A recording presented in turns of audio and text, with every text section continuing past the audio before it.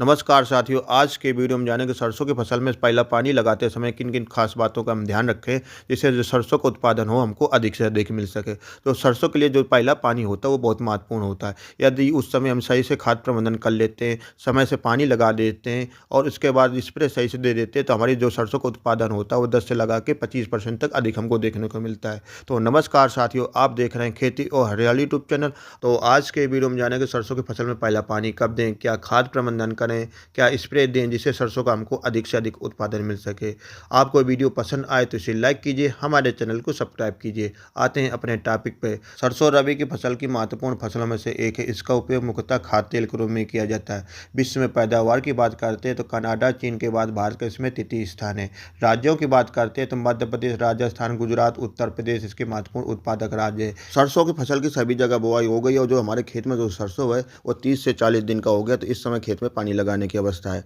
लेकिन इसी समय सभी जगह बारिश हो गई है जिसके कारण सरसों के खेत में पर्याप्त नमी है। यदि आपके यहाँ क्षेत्र में बारिश नहीं हुई तो सरसों की सिंचाई के पहले हम क्या उपाय करेंगे?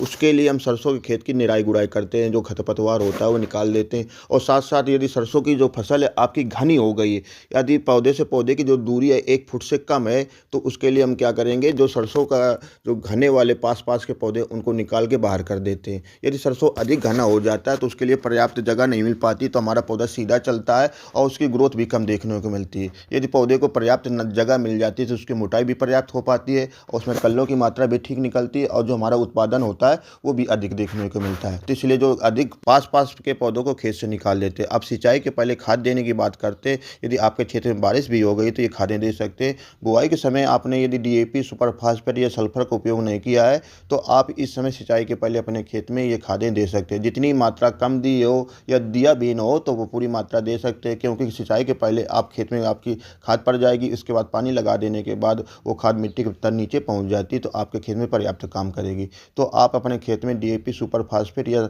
सल्फर की पूरी मात्रा इस सिंचाई के पहले दे सकते हैं। सरसों की फसल में सल्फर की भूमिका बहुत अधिक होती है। यदि आप अपनी फसल में सल्फर का पर्याप्त मात्रा में उपयोग करते हैं, जो सरसों का उत्पादन होगा वो भी अधिक देखने को मिलता है। साथ साथ सरसों में जो तेल का प्रतिशत होता है वो भी अधिक देखने को मिलता है। तो आप अपनी फसलों में बुआई के समय सल्फर का उपयोग कर सकते हैं। इसके लिए आप सिंगल सुपर फास्फेट का उपयोग करते हैं। सिंगल सुपर फास्फेट में जो सल्फर होता है वो 11% पाया जाता है। इसके साथ साथ NPS जो आती है 20-20-0-13 होती है, इसमें सल्फर 13% पाया जाता है। यह जो दानेदार सल्फर आता है जिसे सल्फर बेंटोनाइट बोलते हैं, उसका प्रयोग अपने सरसों की फसल में बुआई करते समय कर सकते हैं। जिसका प्रयोग करेंगे तो 60 से 8 किलोग्राम प्रति एकड़ के हिसाब से करते हैं तो आपकी फसल में जो सल्फर की आपूर्ति हो जाएगी। किसी कारणवश आप अपनी सरसों की फसल में जो सल्फर का उपयोग बुआई करते समय नहीं कर पाए तो उसका उपयोग पहला पानी लगाते समय कर सकते हैं। उसके लिए जो यूरिया की आप टॉप ड्रेसिंग करते हैं तो उसके साथ जो WG सल्फर आता है 80% वाला उसका उपयोग कर सकते हैं, या जो 90% वाला पाउडर फार्म वाला सल्फर आता है उसका उपयोग करेंगे। तो यूरिया की जो मात्रा रखते हैं तो 30 से 40 किलोग्राम प्रति एकड़, और जो सल्फर की मात्रा रखते हैं वो 5 से 6 किलोग्राम सल्फर रख सकते हैं। दोनों में किसी भी एक सल्फर का उपयोग करते हैं तो आपकी जो सरसों की फसल में है वो सल्फर की आपूर्ति हो जाती है। यदि आपने अपनी सरसों की फसल में DAP का उपयोग पहला पानी लगाने के पहले करते हैं तो उसके साथ सल्फर का उपयोग नहीं करेंगे। उसके लिए जो सल्फर का उपयोग करते हैं तो पानी लगाने के बाद करते हैं। तो उसके लिए आप ये कर सकते हैं कि यूरिया का आधी जो मात्रा है वो पहले पानी लगाने के साथ DAP के साथ कर सकते हैं, और उसके बाद जो आधी मात्रा है उसके लिए आप जो सल्फर का उपयोग करेंगे उसके साथ कर सकते हैं। DAP और सल्फर का उपयोग एक साथ नहीं करेंगे क्योंकि दोनों आपस में रिएक्शन कर जाती है। तो DAP को पानी लगाने के पहले उपयोग करते हैं और जो सल्फर का उपयोग करेंगे पानी लगाने के बाद करते हैं। अब सरसों की फसल में पहला पानी देने की बात करते हैं तो जो पहला पानी देते हैं 30 से 40 दिन के बीच में देते हैं। यदि आपकी भारी मिट्टी जिसमें पानी रुकावट लेता है तो उसमें आप 40 दिन के करीब में पहला पानी लगाएंगे।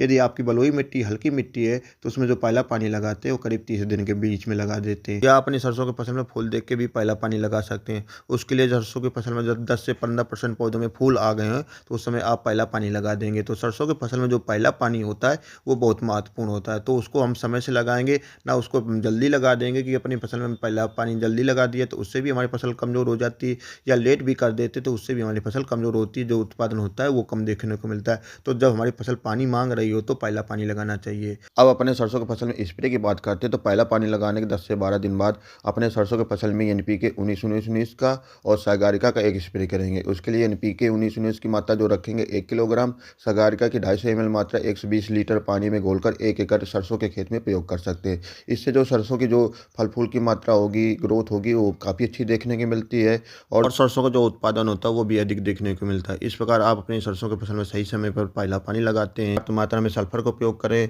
एक स्प्रे एनपीके 19-19 का करते हैं, तो जो आपकी सरसों का उत्पादन होगा वो 10 से लगा के 25% अधिक देखने को मिलता है। तो आप भी अपने फसल में, सरसों की फसल में इन सब चीज़ों का उपयोग करें और अधिक से अधिक उत्पादन लें। आपको ये वीडियो कैसा लगा? आपको वीडियो पसंद आए तो इसे लाइक कीजिए, हमारे चैनल को सब्सक्राइब कीजिए। मिलते हैं किसी अन्य वीडियो के साथ। जय हिंद, जय भारत, जय किसान।